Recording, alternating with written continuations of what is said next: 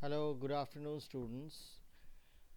I had originally thought of giving only handouts, but then after reading the story in detail and also after reading some of the critical material available on the story, I thought that Faulkner's Dry September is a very layered and complicated text, and only handouts are not going to help, as there's no option of having either online or offline lectures now.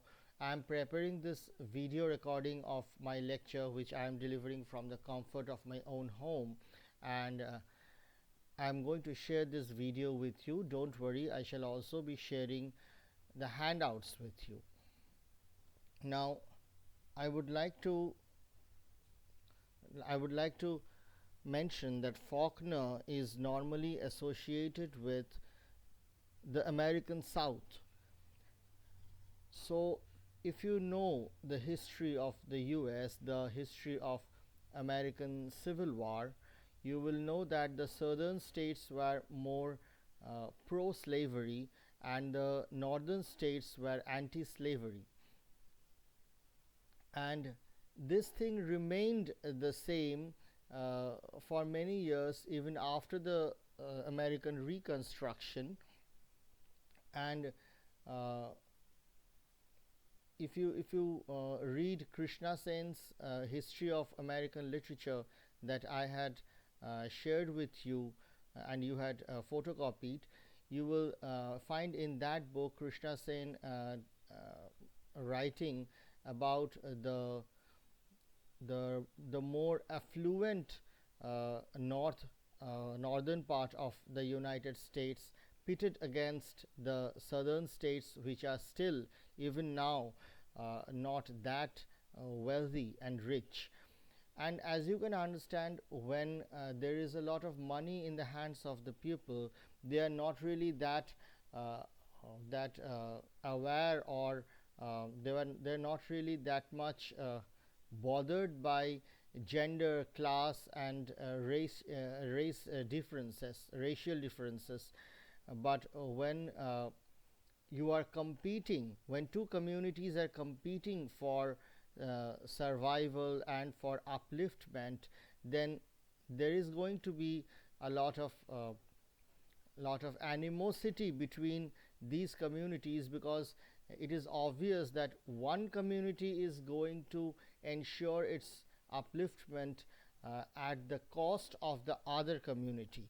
And this often takes the form of mob violence, lynching, and murder, and certainly rape.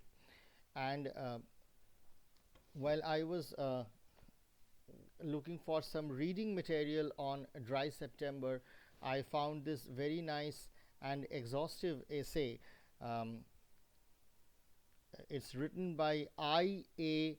Milika, or Milisa, Milica, I.A. Milika, and the title of the essay is Racial Violence in William Faulkner's Dry September and Harper Lee's To Kill a Mockingbird.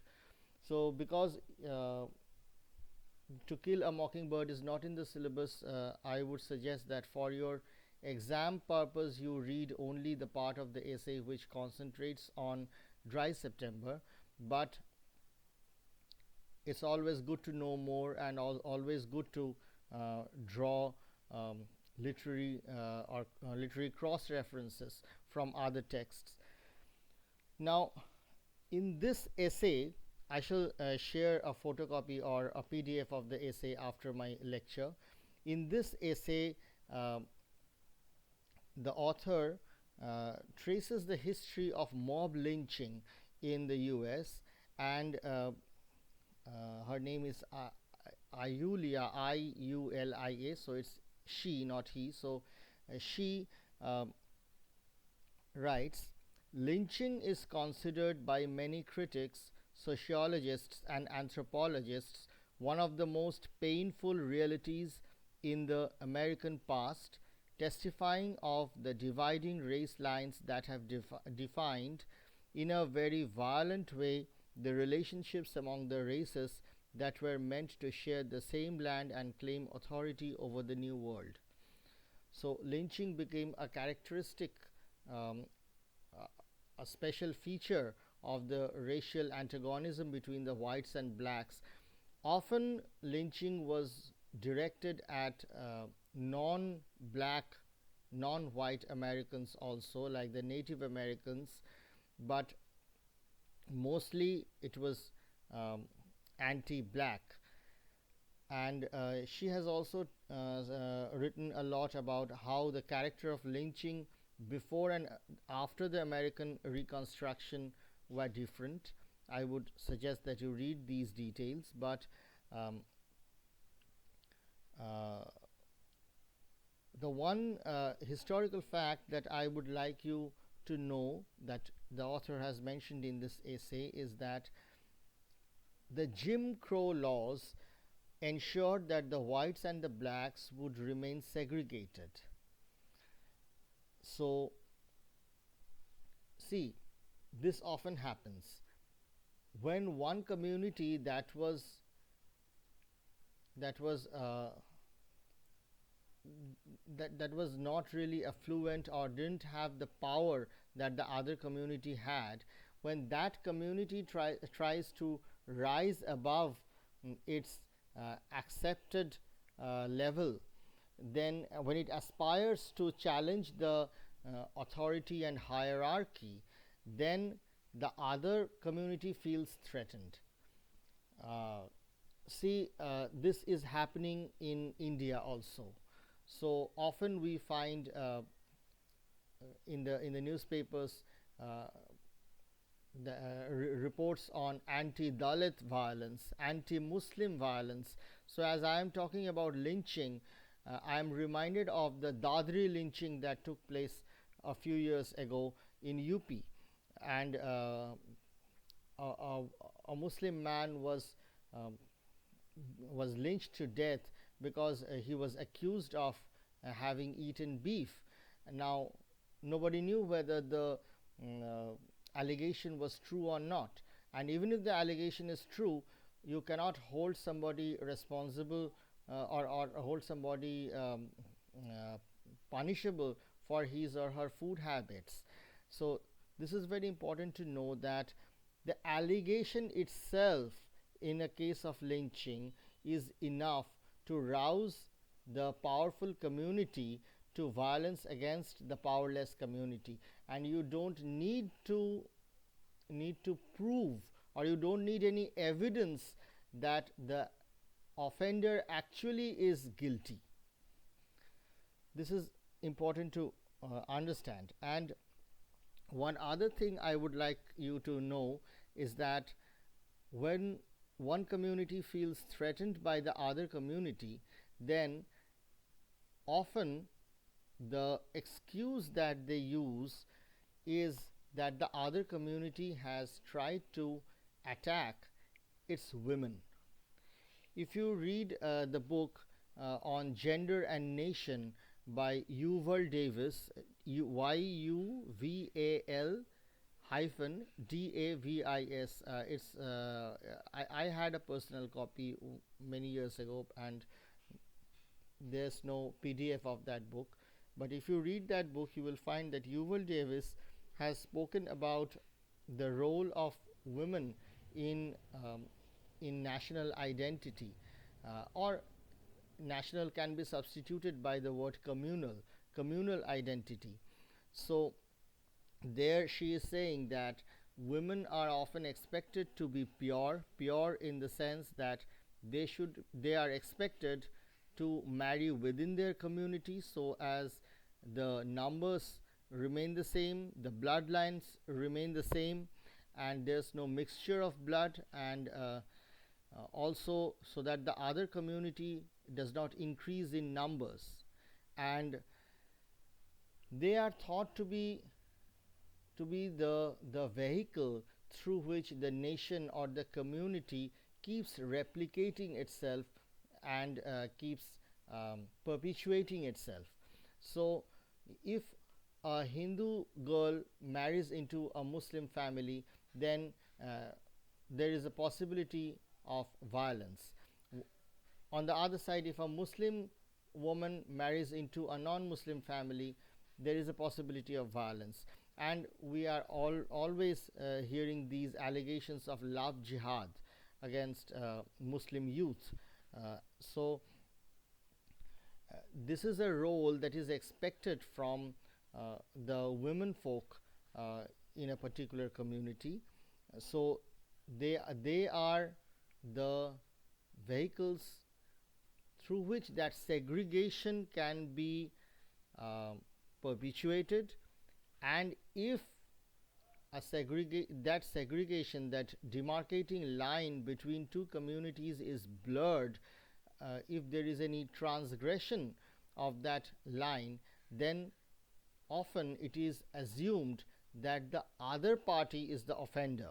So even if a woman is marrying out of the community out of her own choice, the other person, her husband or her lover, is thought to be the one who has raped her. So this is the common psyche behind mob lynching. Yeah, so I'm reading out from that essay again by I.A. Malika.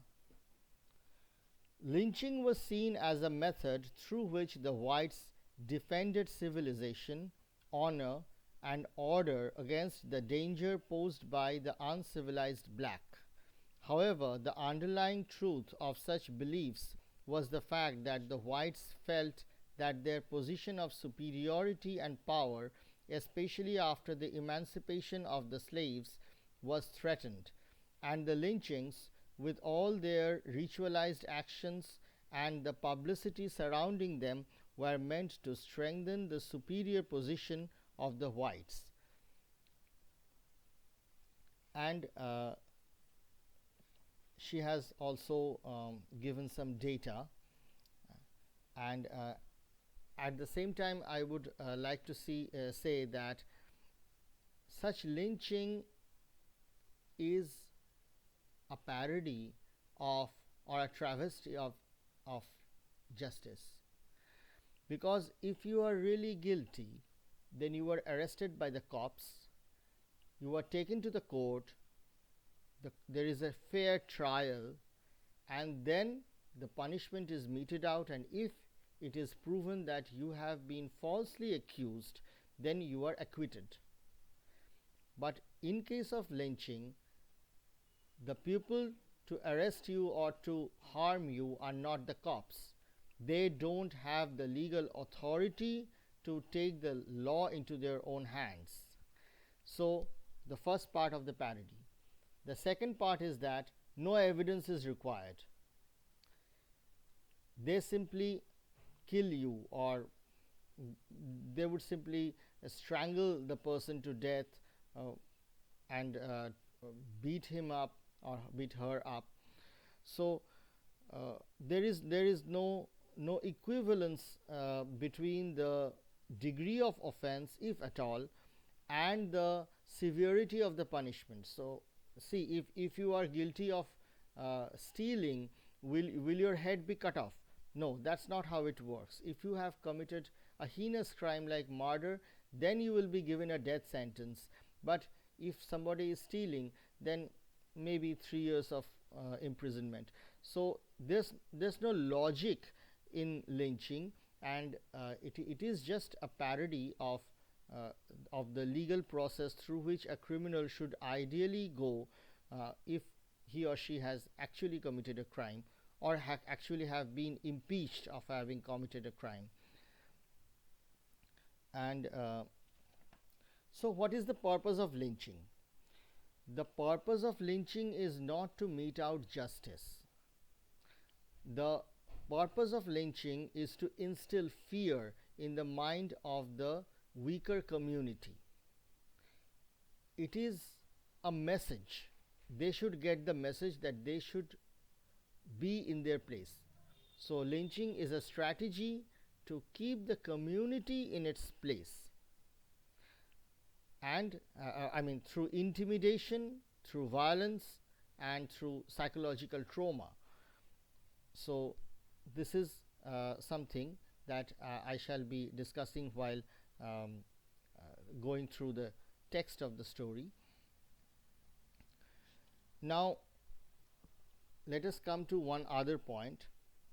I have already spoken about the idealized notion of a woman in nation building, but there is also something particular to the southern woman here. So I'm quoting from the same essay. Uh, so this author has spoken about the about Thomas Nelson Page. That's the name of the author, Thomas Nelson Page, and his essay, Social Life in Old Virginia. So, in that essay, Thomas Nelson Page talks about the idealized notion of a southern woman. Southern woman means, of course, a woman from the southern United States, and uh, the idea of purity and other wifely and womanly virtues being associated with the southern belle, Belle, belle. So normally it was believed that this southern belle is a paragon of virtue, or I should say white purity and western ethos, and it is the mm, it is this honor, this idea of honor and virginity and purity associated with that white man that prompted the white woman, that prompted the white man to always be cautious about retaining her honor and purity, and motivated the white man to the quote unquote moral action of attacking the black man in order to defend that honor. So, this is what actually all kinds of communal politics promote, that we should rush to the rush to save the honor of the women of our community when that honor is threatened by uh, the men of other communities. And this also brings in the binary of gender relationship. See, on the one hand, in a Western society, and especially in the United States of the 1920s, the white is in in an empowered position compared to the black. The black community was fighting for emancipation. There was some emancipation, and when that emancipation was happening, then the other community, the white community, felt threatened. Now, in this binary situation, the white is on the top and the black is below the white in a kind of racial hierarchy. But on the other side of the picture, a man is more empowered and the woman is the one that is lower than the man in the social hierarchy, and this is true to all patriarchal societies. And if you read that famous novel Things Fall Apart by the Nigerian author Chinua Achebe, which you will read anyway in a future semester, you will find that the black man there, Okonkwo, he is really a very dominating husband, and he always ensures that his wives are, are submissive, and he keeps them in their place. And there is one other novel that I would like you to read, that is The Grass is Singing by the South African author Doris Lessing.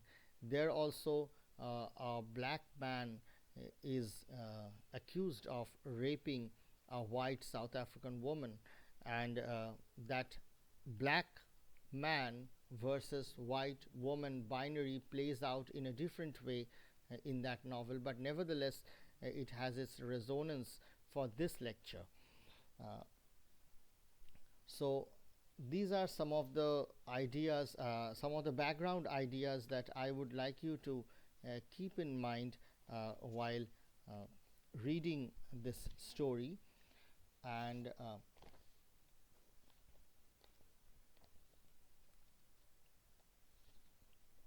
okay, so now we come to the story proper.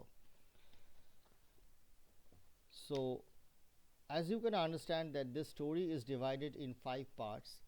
So this is a tragic story, and the structure of a tragedy is somewhat followed here because of this 5 act form. In a tragedy there are 5 acts. In this story there are 5 parts, and each part depicts a different scene. Okay, so sorry, this story was first published in Scribner's magazine in January 1931, and then revised and collected in Collector's Stories and These 13. So these are 2 different collections, and the story was anthologized separately in these 2 collections. And before beginning the story, I would like to refer to one last critic, and that is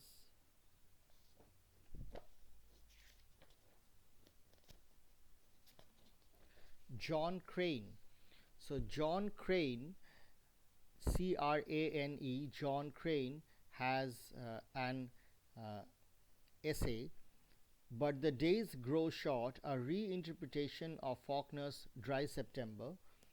I can share the PDF with you after the lecture. So in this essay, John Crane talks about the changes that Faulkner made in the original story. So originally the story was sent to a magazine called the American Mercury, and the story was named Drought, Drouth, but the story was rejected, and then he altered the sequence of these 5 parts. So he reversed the order of the first 2 sections. So the description of the heat wave came first, now in the story that we read now, and Mini Cooper's background came after that. And the name of the leader of the mob was also changed from Plunkett to McClendon. Now, why was this change important? First of all, there's the symbolic meaning of the title, Dry September. Now, as you can understand, September is a phase that follows summer, and it anticipates, it heralds winter. Now September is late summer, early winter. So September is symbolic of the middle age in a human's life.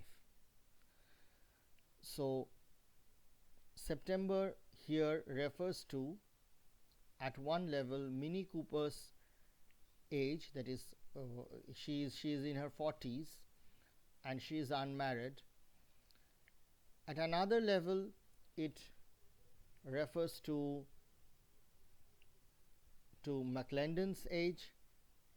It also refers to post Reconstruction America, because America has evolved but not as much as it should have. And September here in this story is dry. Dry is a symbol of frustration, and despair. So it symbolizes lost youth and a barren middle age slowly sliding into old age and death. So this title is important.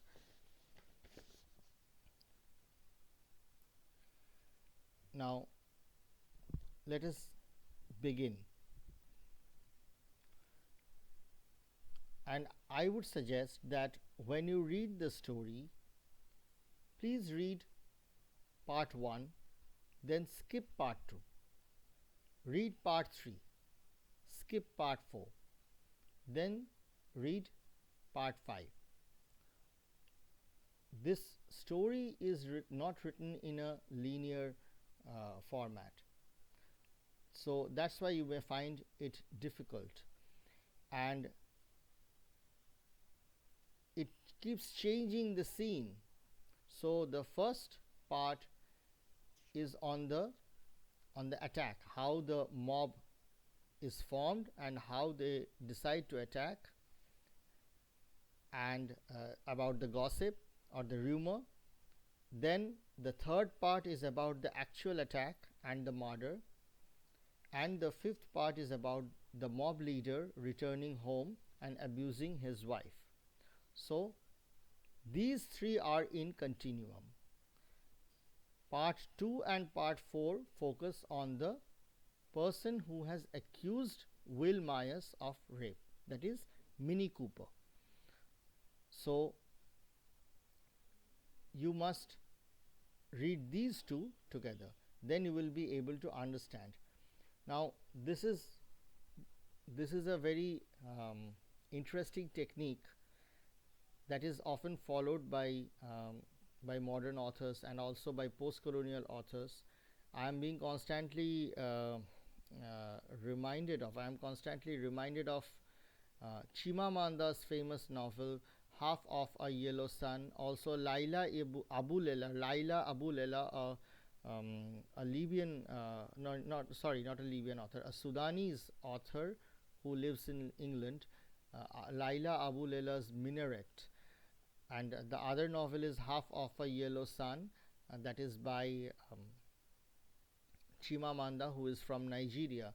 So they are constantly using this technique of changing the scene and time leaps. The one famous Indian English novel which often uses this technique is R.K. Narayan's The Guide. But this story is different because here all the events happen in a single day and there is no time leap here, no leap in the time here. So it just changes the scene, not the age or the year or the month. Through the bloody September twilight, aftermath of 62 rainless days, it had gone like a fire in dry grass, the rumor, the story, whatever it was. So the first word that strikes us is bloody. Bloody refers to violence. Twilight, just before the evening, that is twilight. So it looks outwardly beautiful, but it's also the herald of night. 62 rainless days, so lack of moisture, lack of emotion, lack of any softer side. Fire in dry grass. Fire in dry grass means this rumor is spreading like anything, and as it spreads, it eats up what comes in its way. So this is a dangerous thing that is spreading, the rumor. Now what the rumor is?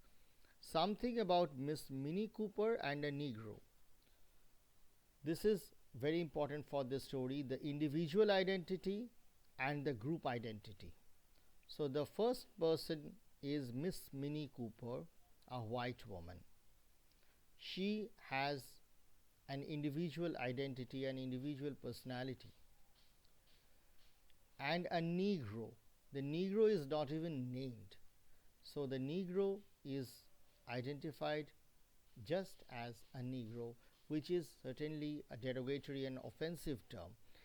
The word Negro comes from Niger, which means black in Latin. All these words, Nigeria, Niger, these have come from the word nigger, and the English word denigration, which means to insult, that word actually literally means to blacken somebody. So all these words have a negative connotation, and in order to rescue this word from the clutches of insult, the, the black intellectuals at some point in the 20th century started a movement called negritude, where they proudly accepted the Negro tag, and they called it a matter of pride to be a black man. So you can just Google it out what negritude is, and I think the best voice in the negritude movement was Leopold Sedar Senghor and Aimé Césaire. So please look up, you will be enriched. Attacked, insulted, frightened. None of them gathered in the barber shop on that Saturday evening where the ceiling fan stirred, without freshening it, the vitiated air, sending back upon them, in recurrent surges of stale pomade and lotion, their own stale breath and odors, knew exactly what had happened. So, the first thing, attacked, insulted, frightened. These are the three possibilities that Miss Minnie Cooper has gone through. But at the end, we find that actually it is the person who was accused of rape, Will Myers. He was the person who was attacked, who was insulted, who was frightened, and who was also killed. And then look at the next part of the sentence. None of them, and then skip the rest of the sentence and come to the last part, knew exactly what had happened. So none of them knew exactly what had happened. So it's purely a rumor. Until the end of the story, the question remains when Miss Minnie Cooper is asked by her friends what has exactly happened, and when they are talking, when Miss Minnie Cooper is laughing hysterically, her friends are talking among themselves, they ask one another, did it really happen? So the question remains unanswered, and we never get any testimony directly from the mouth of the accuser. So this is where the problem lies. The allegation itself is enough. The irony is that nobody knew the exact details of the event, and then we can concentrate on the middle part of the sentence. In the middle part of the sentence, it is said that there are people gathered in the barber shop, and there's a ceiling fan stirring up above the head, but instead of freshening the air, which is already vitiated, it is sending back upon them. So the claustrophobic ambience inside the barber shop is symbolic of the negativity and tensions and turmoil that are already going on in the minds of these people who are certainly white, because they are segregated. They all whites together, all blacks separate. Now, the first person to be identified is a barber. Again, this person does not seem to have a separate group identity, but later we do find that this person stands out because he is somewhat sympathetic towards the blacks, and if not towards the blacks, at least to Will Myers. Except it wasn't Will Myers, a barber said. So there is somebody from the white community who has stood up to defend Will Myers. He was a man of middle age. Again, this symbolism of middle age, frustrated middle age, it looms large in this story. A thin, sand-colored man with a mild face, who was shaving a client. I know Will Myers. He is a good nigger. And I know Miss Minnie Cooper too. So the idea is that niggers are in general bad. Will Myers is an exception. So the moment we start to think that this man uh, does not stereotypify the blacks as criminals, we get to learn that no, this man thinks that Will Myers is an exception. We often say these things. ওই লোকটা ওরম হলো, ওই লোকটা ভালো, কিন্তু ওই কমিউনিটির অন্যগুলো, ও বাবা. So this is the same thing going on here. And I know Miss Minnie Cooper too. So the indication is that Miss Minnie Cooper has falsely accused Will Myers of rape. What do you know about her? A second barber said. Who is she? A young girl? No, the barber said. She is about 40, I reckon. She ain't married. That's why I don't believe. So, here we find that this man, the barber, is playing into the sexist idea that only young, attractive men can be raped. So, if a man is, if a woman, woman is in her 40s and she is unmarried, that is enough to prove that she is not attractive. And who would rape or attack a woman who is not charming, who is not appealing? So this is a very patriarchal idea. Then somebody says, believe hell. A hulking youth in a sweat-stained silk shirt said, won't you take a white woman's word before a nigger's? So a white woman's testimony by default is to be valued more than a black man's testimony. So the very fact that a white woman has raised a finger is enough to just take the allegation on its face value and accuse the black man, because the black men are by default liars. And because of this mild support that he voices towards Will Myers, this barber, who is later revealed as Hawkshaw, he is immediately branded as a nigger lover. This happens every time whenever you try to voice your support for the weaker community, and if you yourself belong to the stronger community. So if you are supporting LGBT rights, often people ask, why are you so vocal about LGBT rights? Are you gay yourself? So nigger lover is a derogatory term, and until now this man has not shown or not been named individually, and he is being identified by these derogatory words, nigger lover, and then also something else. You don't belong to the you don't belong to the south, like that. Go back to the north. Such things were being hurled at him, and later it is revealed that he is Hawkshaw, and there is a tension between his individual identity and his group identity. So the moment the individual identity seems to assert on the group identity in the form of a mild support towards the black man, the larger community starts alienating him, othering him, and actually he also jumps out of the car. The mob leader McClendon refuses to stop the car so that he can safely get down.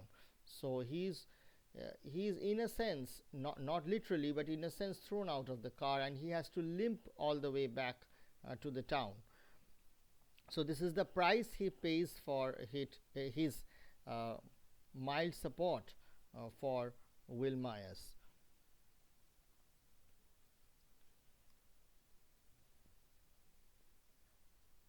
Okay, so I skip a huge chunk of the rest of this part and come to this part. Shut up, Butch, another said. We'll get the facts in plenty of time to act. Who is? Who's getting them? The youth said. Facts, hell. I. You're a fine white man, the client said. Aren't you? And then he says, if there ain't any white man in this town, you can count on me, even if I ain't only a drummer and a stranger. So, facts are not important, the allegation is enough. And if you are not joining the mob in committing the murder, then you are acting against your community, and thereby you are not a member of the community enough, or a true member of the community. So you are not white enough if you are refusing to believe that a black man who has been alleged of having committed a rape is actually a rapist. Then another um, another derogatory allegation is heard against this man after two paragraphs. Well, by God, the youth said. He looked about with a strained, baffled gaze, as if he was trying to remember what it was he wanted to say or to do. He okay, no, not this part. Sorry. Just before that, there's a paragraph starting. The client sat up. He looked at the speaker. Do you claim that anything excuses a nigger attacking a white man? Do you mean to tell me you are a white man and you will stand for it? You better go back north where you came from. The South don't want your kind here. So if you are not a black hater, you don't belong to the South. You go back to the North. So this is what we often say. If you want to stay in this country, you will have to be like this. Be a Roman in Rome. If you want to stay here, hate that person. So you are not Bengali enough, or you are not Hindu enough. If you don't, or you are not upper caste, you are enough. That is general category enough. We say these things.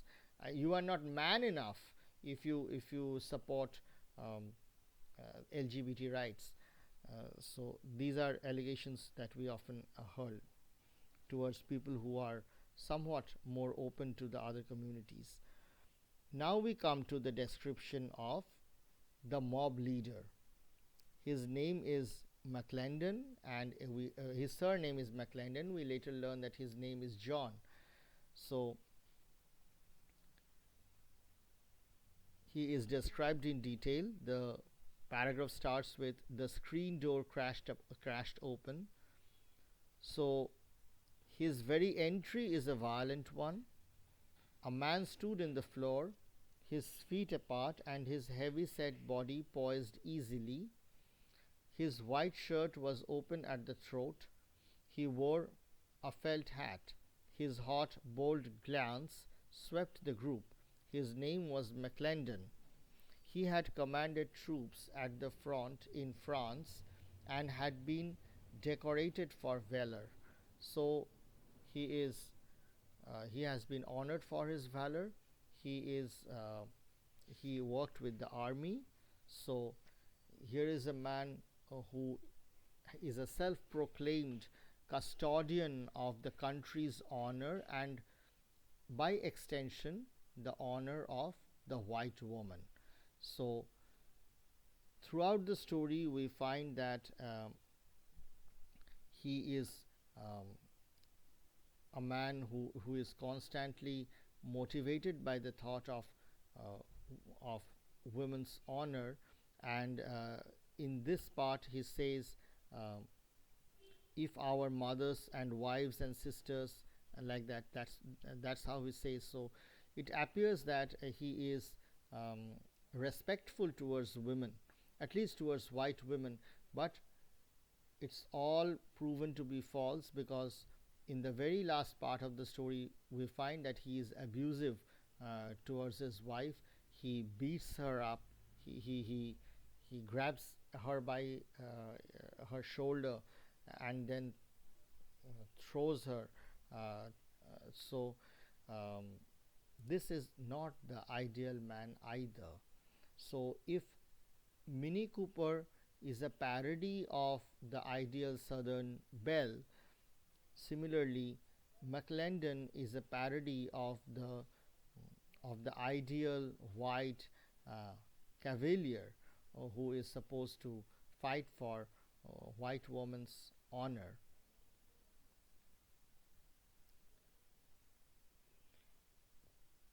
Then somebody says,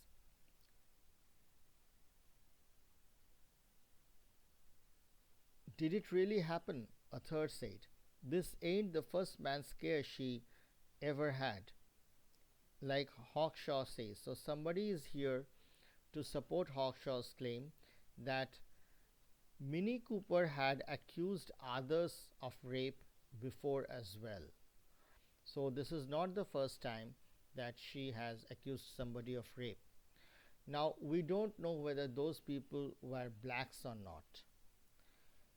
Probably they were, because as we shall see as the story goes on, that Minnie Cooper has been neglected by her community, she has been alienated by her community, and her individual personality is very much something that needs to be erased, because what her expectations were or her dreams were have not been fulfilled.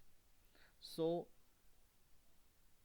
when the author is singling out Minnie Cooper, it is not because she is better off than the other people of her community, or more powerful than the other people of her community, but because she is a failure while other people in her community are not.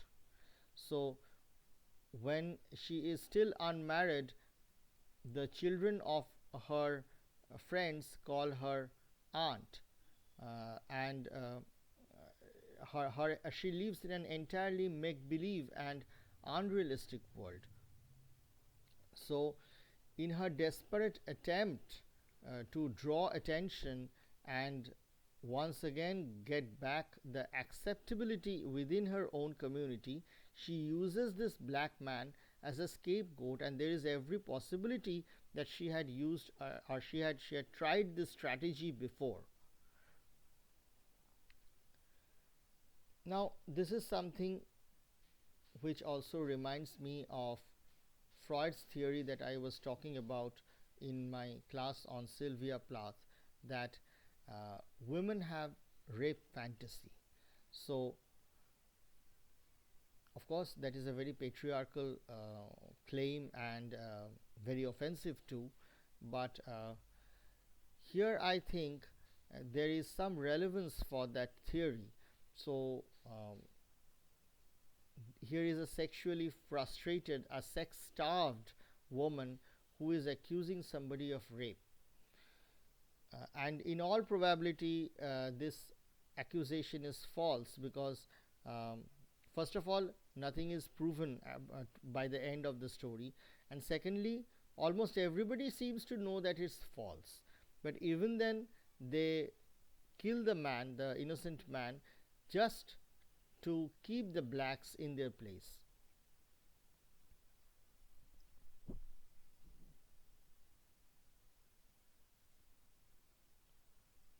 And this last comment that I made, this brings us to um, this part of the story.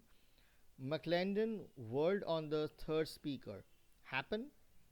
What the hell difference does it make? Are you going to let the black sons get away with it until one really does it? So, whether any black man has actually raped a white woman is unimportant. What is important is to keep them in their place through the process of intimidation and violence so that such a thing never occurs. So, they are using the prevention is better than cure logic to intimidate the black community. Um, okay, so read the rest of the first part carefully.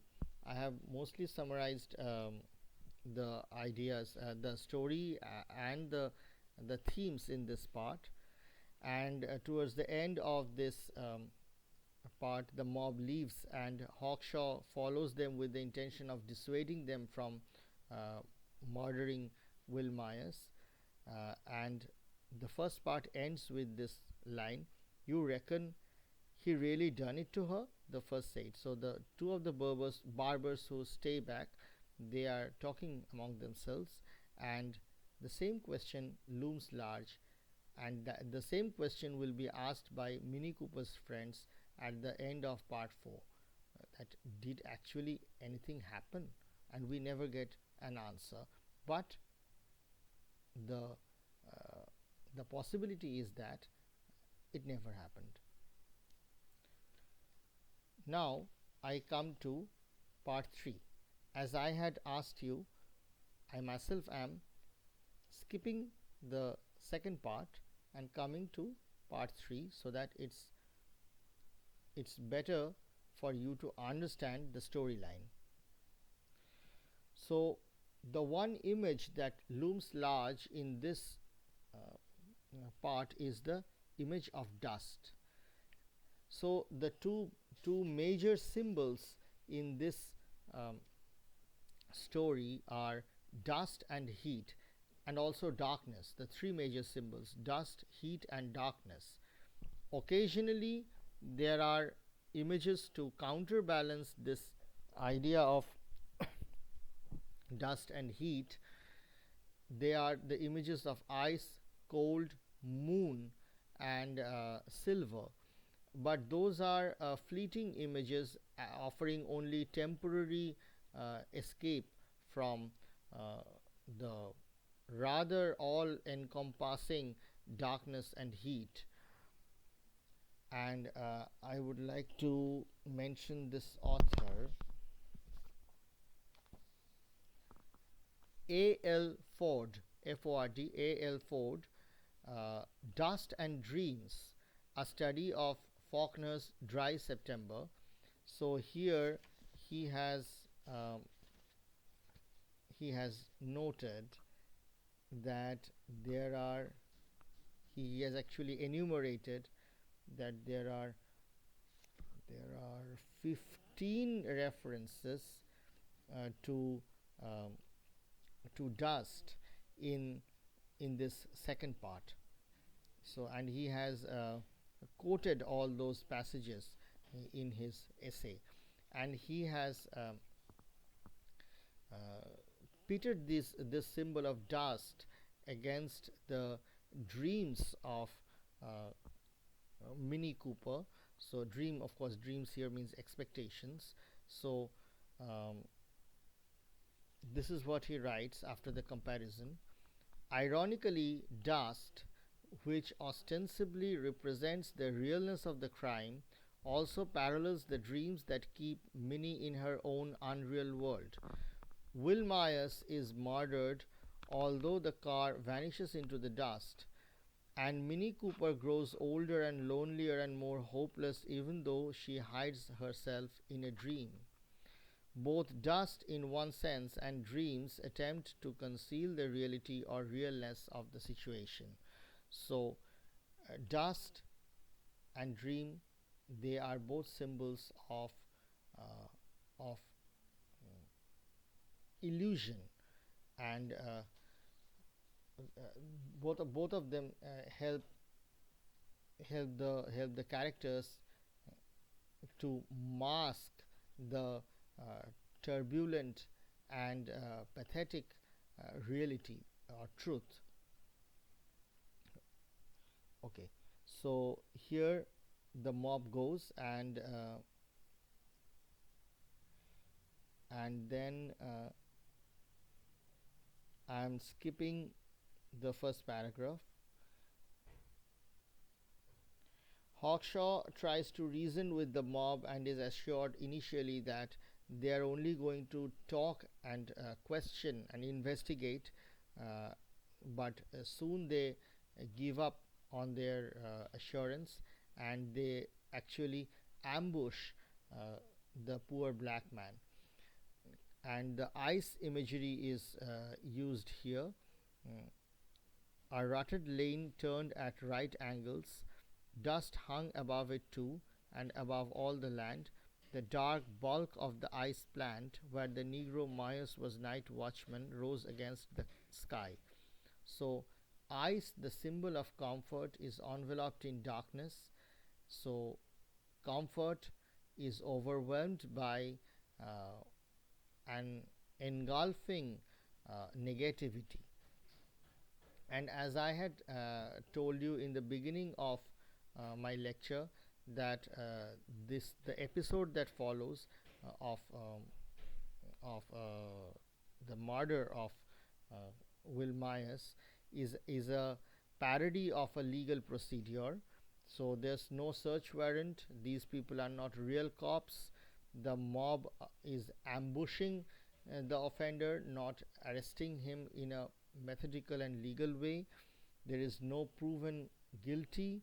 There is no evidence, and no explanation is demanded from the offender, and there is certainly no trial, and the defender is not given any opportunity to defend himself, and no lawyer is provided to him to fight his case, and the person from whom he meekly and helplessly seeks help also deserts him at the 11th hour. Come to this portion.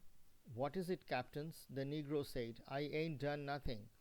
For God, Mr. John. Someone produced handcuffs. They worked busily about the Negro as though he were a post, quiet, intent, getting in one another's way. So the Negro, that is Will Myers, he is being conceived of as a post, as something inanimate, as an object which is submissive, and if there is some voice coming out of that um, that mass of flesh, then uh, that should not be paid any heed to. It should not be heeded. Um,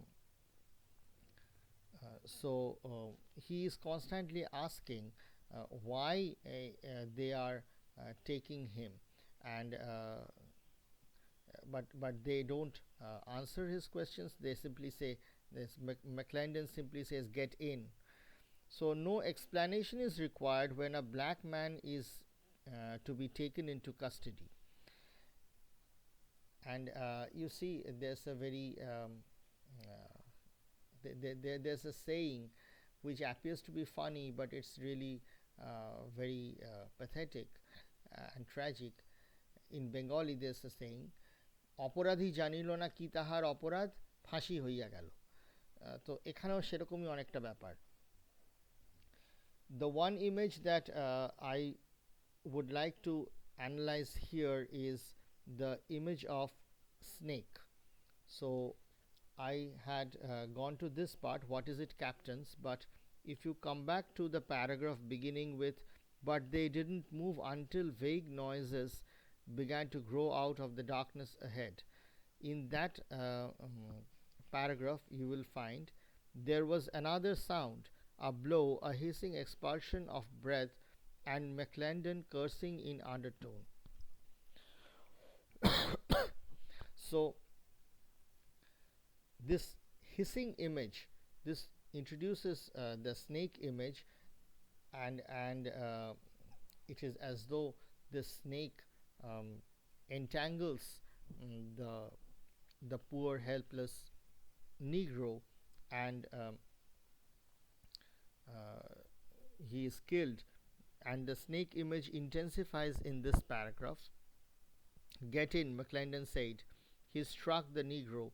The others expelled their breath in a dry hissing and struck him with random blows, and he whirled and cursed them and swept his manacled hands across their faces and slashed the barber upon the mouth, and the barber struck him also. So, in his desperate attempt to free himself, he tries to hit them, hit the white men, because the offender, or not the offender, the accused, has not been provided with any opportunity to defend himself. He uses his handcuffed arms to protect himself. So, had this been a proper legal procedure, he would be using his words, his reason, his intellect, and also his money to to hire a lawyer. So this is a parody of that situation, and you see here in his fit of rage, he even strikes Hawkshaw. So Myers seems to be particularly surprised and angry and confused at the fact that Hawkshaw, who has been sympathetic towards him, has also come with the mob. So in that moment of confusion, he hits, and Hawkshaw also tries to prove himself a part of the larger white community by retaliating. So one more point I would like to add here is that the subaltern cannot speak.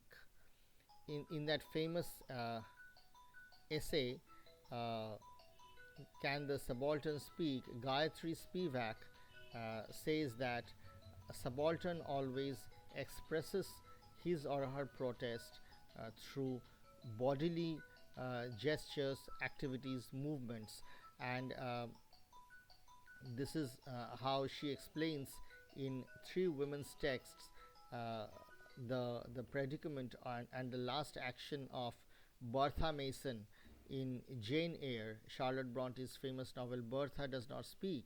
She simply sets the house in fire and also kills herself. So that suicide is her voiceless uh, mode of protest.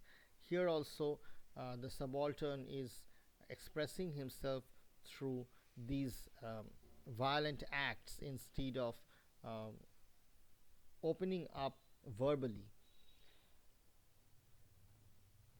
So his confusion is very much evident when it is said that his eyes were going swiftly and constantly from face to face. So he is frightened. He sees why they are doing this to me. He is asking himself, and he is confused, afraid, and also alarmed. And then they put him in the car, and somebody says, "God damn, he stinks," the soldier said. So the black man is a source of disgust.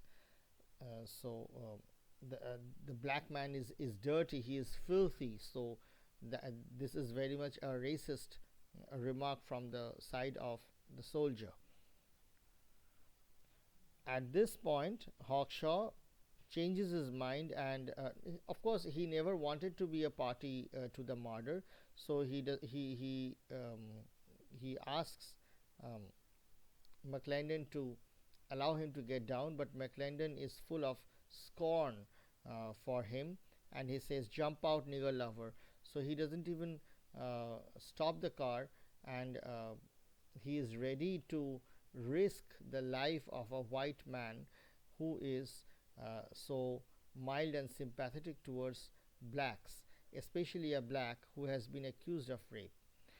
So then, before he jumps out of the car, Myers helplessly pleads, "Mr. Henry, Mr. Henry." That's how he pleads. He seeks help from him, but Hawkshaw jumps out of the car.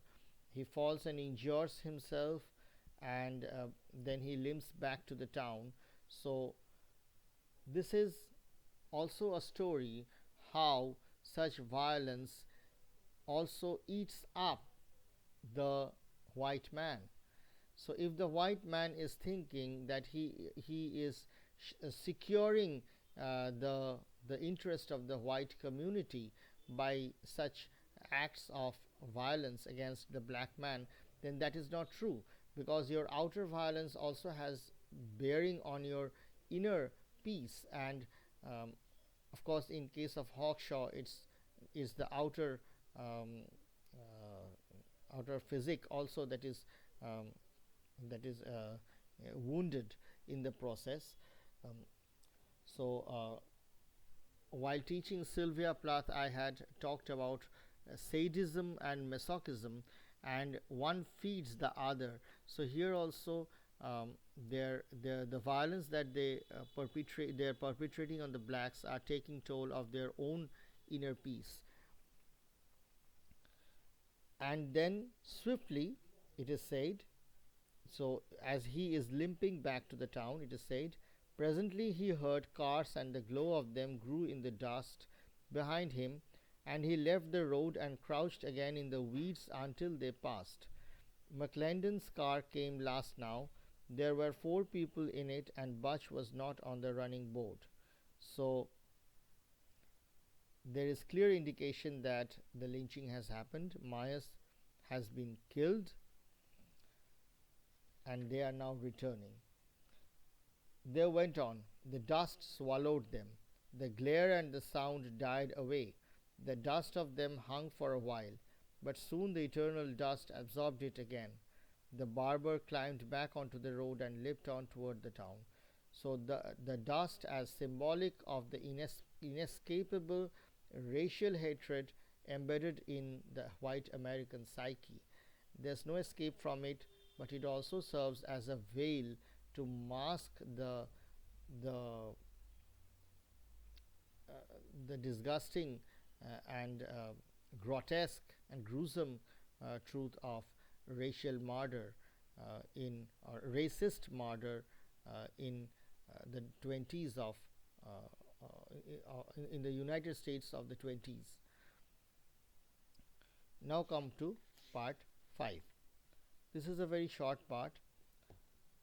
So now McClendon has returned home.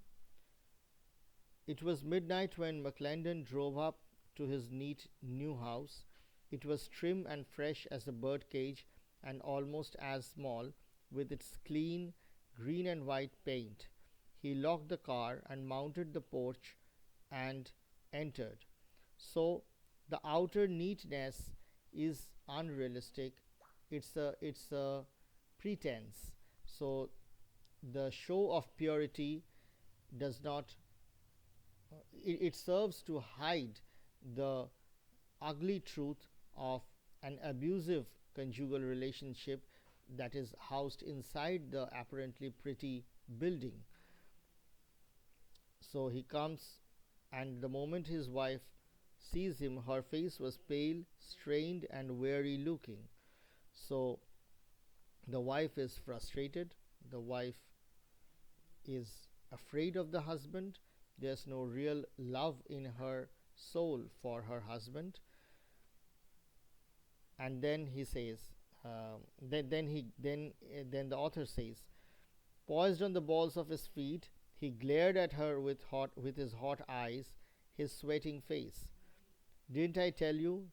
He went toward her. She looked up then. He caught her shoulder. She stood passive, looking at him. So, see, instead of a loving smile, the first thing he does is to cast a glaring look at her with hot eyes, and his face is sweating. So, uh, these are symbols of decadence, and also what I can say. It is a symbol of decadence and certainly fatigue and of course barrenness of life. So it is not clear whether this McClendon has a child or not. If the two are childless, then there is one more problem here. So their marriage is unfulfilled. So he caught her shoulder. She stood passive, looking at him. It seems that she has somehow learned to adjust with and digest her husband's violent and abusive behavior without protest. He released her and half struck, half flung her across the chair, and she lay there and watched him quietly as he left the room. So this is a routine occurrence and she has got accustomed to it. She is looking at him but not protesting. It seems that she has come to terms with her lot, and she is um, also also silently cursing him, but cannot voice her uh, hatred openly. He went on through the house, ripping off his shirt, and on the dark screened porch at the rear, he stood and mopped his head and shoulders with the shirt and flung it away. So, the violence is also prevalent in her way, not her, in his way of of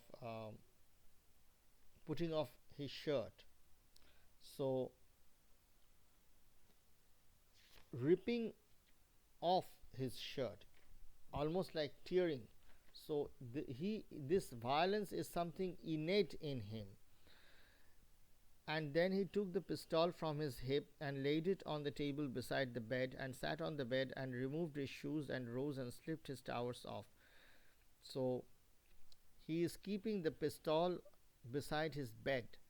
So bed, which is a symbol of coziness, homeliness, and of course sleep, that is comfort, is um, also mired in a sense of violence, because even in his sleep he remains, or maybe in his dreams he remains a violent man, and his entire life, even the private hour that he spends in his bedroom, is mired in violence and racist xenophobia. He was sweating again already, and he stooped and hunted furiously for the shirt. At last he found it and wiped his body again, and with his body pressed against the dusty screen, he stood panting. There was no movement, no sound, not even an insect. The dark world seemed to lie stricken beneath the cold moon and the lidless stars. So, wiping off the sweat appears to be symbolic of getting rid of the trivial prick of conscience that he has after his act of murder. So, instead of blood on his hands, he is wiping his sweat. So, he is trivializing the crime that he has just committed. Lady Macbeth had said that a little water washes us of this guilt. So, here also, just by wiping off his sweat, he seems to be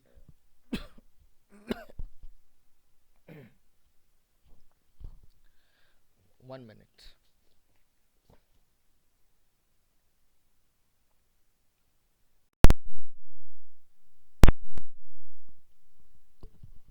Yeah, so I had taken a break for a sip of water. Talking for more than an hour at a stretch is often tiresome. Okay, so here also, just like Lady Macbeth had trivialized the crime of Duncan's murder by saying that a little water washes us of this guilt, um, this man is trivializing the crime he has just committed by saying by his act of symbolic act of wiping off his sweat. The last lines are really profound and also immensely ironical. So the dark world seemed to lie stricken beneath the cold moon and the lidless stars. So lidless stars, that means the the stars are like eyes which are seeing what is going on here in this world. So they they are constantly watching what is going on in the American soil. And the moon is also cold. It is cold because it does not have anything to do with what is going on, despite watching constantly for years the truth of American racism. So the heavens are watching silently but also helplessly because no change is possible. So the story ends with a remark of frustration. But now we shall go back to part 4 and part 6. No, not 6, I'm sorry, part 2 and part 4. So in part 2, Mini Cooper is introduced. So her life appears to be unrealistic and full of pretense. At the end of the first paragraph, it is said that she goes for shopping every day, but she does not buy anything. So she seems to go for shopping just because it's fashionable. And then it is said that she was charming in her youth, but once her friends became class conscious, she lost her popularity. So here also the question of class identity comes. So far we were talking only about race and gender, but class is also very important so far as uh, the the first part of the 20th century in America is concerned. Then it is said that her friends married before she could, and her friends' children would call her auntie, and her friends would tell their children that Aunt Minnie was a really popular figure in her youth. Um, and then he was quoted briefly by a widower who turned out to be a cashier in the bank, but uh, that when that courtship happened, uh, when that courtship happened, then also people started calling her poor Minnie, and then it is revealed that that courtship also ended, and the man uh, and the man betrayed her, and he returns every year for Christmas, and he also spends some time in the bachelor's party every Christmas, but he never pays a visit to Mini Cooper. So this relationship also uh, didn't go anywhere, and if there was some possibility for Mini Cooper to earn respect in a society, that one possibility was also frustrated.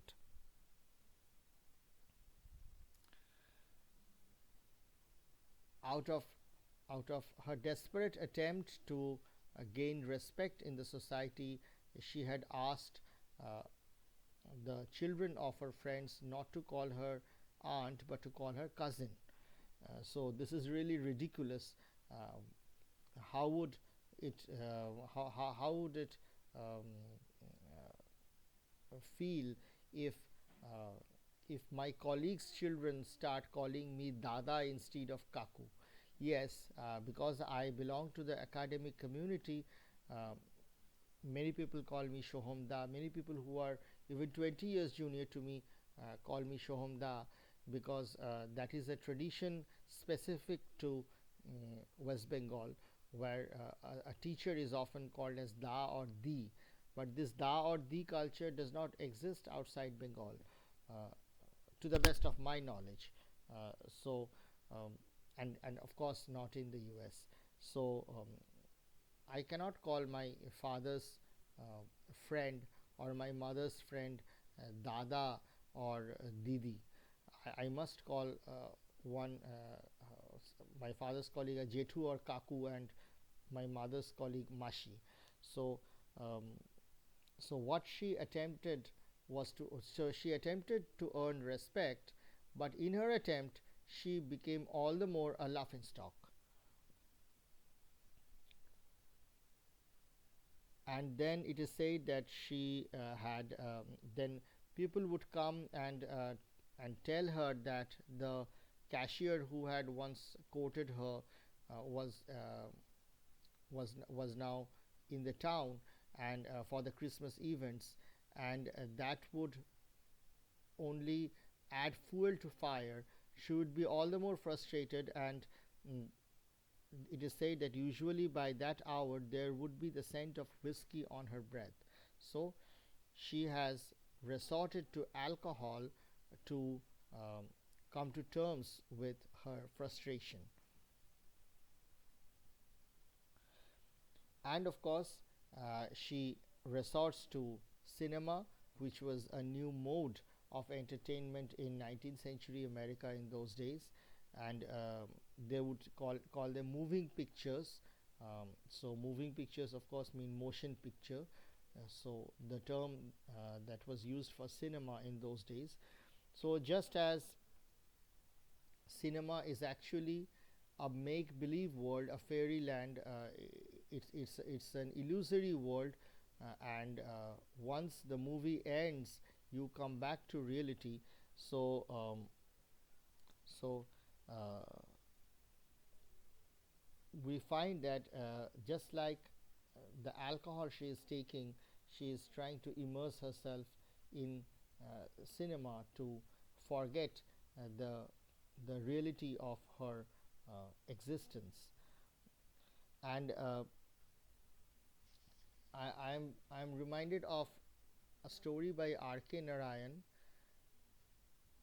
I think this name of the story is Out of Business, where this man would solve a puzzle, and there were three options in one place.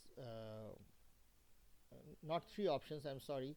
So the last three letters of that puzzle would be OPE, and the question was, and the key was, uh, people who are frustrated resort to this. So this man was confused between hope, dope, and rope. So the story also goes like that. He hopes, then he gets immersed in playing these puzzles so that he can escape reality. That is a kind of dope. And then finally he tries to commit suicide, rope, and finally he regains hope and comes back to his home. So here this woman is resorting to dope, first in the form of alcohol and then in the form of cinema. And it is said that that when she would go for cinema, she would walk past young girls who had their boyfriends with them, but the but the elderly woman, the woman in her 40s, won't be heeded by the elderly men sitting there. So all her attempts to uh, garner attention and respect are frustrated. Now come to part 4. Uh,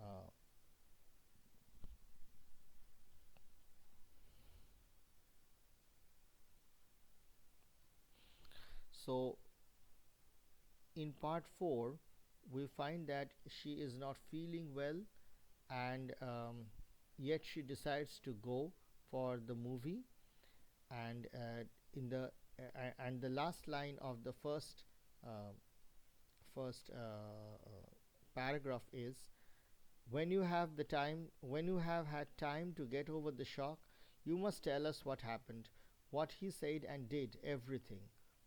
Now, her friends and certainly we still don't know what happened. What shock? Whose shock? What kind of trauma is she going through? Did anything at all happen? Or is who was shocked in the earlier part? It was Will Myers, because he was confused, perplexed as to why these people have come here and why they are taking him away. So we don't know what actually happened, and probably she never had a shock, but ironically now she is going to have the shock. So they all go to the square. So in the square, people are talking about um, the murder of Will Myers, but they are denying the allegation that the man was killed, and they are choosing to believe that the man is out of the town for some work. And then they are jubilant. There's not a Negro on the square, not one. So this is the end, the last line, the end of the fourth paragraph. The paragraph begins with, they went on, passing the lifted hats. So the last line is, there's not a Negro on the square, not one. So these people are jubilant that they had been able to successfully instill such fear in the minds of the blacks that none of them has dared to frequent the square that day.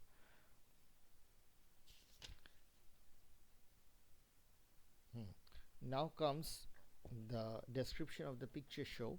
They reached the picture show. It was like a miniature fairyland with its lighted lobby and colored lithographs of life caught in its terrible and beautiful mutations. So the picture show as a trope of the unrealistic world to which Mini Cooper belongs. Cinema as a dream world of illusion mirroring Minnie's own frustrated dreams. And often, just as I said, that one of the symbols is silver. So silver dream here means cinema, and all these silver dreams that Minnie Cooper had in her head or in her heart or mind have been frustrated. So there she starts laughing hysterically, and she is taken out of the hall. She is put in a car and she is driven back to her home, and then they're putting ice on her head. So she was put to bed and cracked ice for her temples on these two sides. The temples means these two sides of the forehead. So they were putting ice there, and they were fanning her. So the outward, the external heat has its bearing on her inner persona, on her inner being. So the ice and cold are required to comfort, to soothe the effect of that heat, but that cold offers only a fleeting relief, because the moment the ice is fresh, she recovers to some extent, but again she lapses into her historical laughter, not historical, sorry, hysterical laughter, the moment the ice melts, or once the ice, the effect of the ice is over. So the architect of the drama ends up being the victim. So McClendon, who commits the murder, also ends up being the victim, a defeated man within her private space who cannot gain the respect of his wife. Hawkshaw, a white man, has to return home limping, and this woman who has started with this um, who has started this drama by accusing a black man of rape ends up being the victim of a drama because deep down she becomes hysterical at the thought of having used a black man as a scapegoat to regain or to gain some respect within her society, within her community. And probably she is not going to gain the respect she desired through this sacrifice of a black soul, because now she is becoming somewhat somewhat deranged. Shh, shh, they said, freshening the ice pack, smoothing her hair, examining it for grey. Poor girl. Then to one another, do you suppose anything really happened? Their eyes darkly aglitter, secret and passionate. Shh, poor girl, poor Minnie. So the question remains as to whether anything actually happened. Her own friends are asking this question to one another, and their eyes are glitter, secret, and passionate. So when we are asking a question deliberately, despite knowing deep down that the accusation is wrong, we are trying to hide that knowledge of the truth. We do like that. We try to control our smile. We try, but then our eyes say so much, and the the hissing sound is once again revived here in this portion. So this request to hush up, shh, this uh, actually mirrors the snake-like hissing of the mob in that part. So these are um, some of the things that I wanted to share with you via this video, and I shall share all the handouts, and if there is something that you want me to ask, you are free to ask me over phone and WhatsApp. Thank you so much.